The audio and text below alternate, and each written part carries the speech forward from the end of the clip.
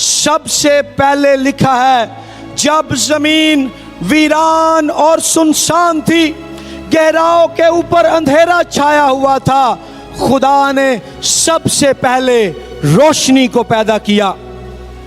अगर आज यहाँ कोई भाई या बहन ऐसे हैं कि बीमारी की वजह से, गुर्बत की वजह से, लड़ाई झगड़ों की वजह से, माली मुश्किलात की वजह से, बेरोजगारी की वजह से, किसी अजीज के बिछड़ जाने की वजह से, या कोई झूठा इल्जाम या मुकदमे बाजी की वजह से आपकी जिंदगी में वीरानी है, आपकी जिंदगी में सुनसानी है, मेरे भाई मेरी बहन, यीशु मसीह का नूर अपनी जिंदगी में ले लो, आपके अंधेरे उजालों में बदल जाएंगे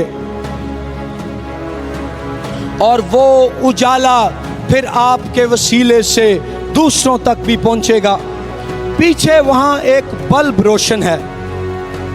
इस बल्ब को तार के जरिए से सॉकेट से जोड़ा गया है और वहां बटन दबाया जाता है, वो बल्ब रोशन हो जाता है।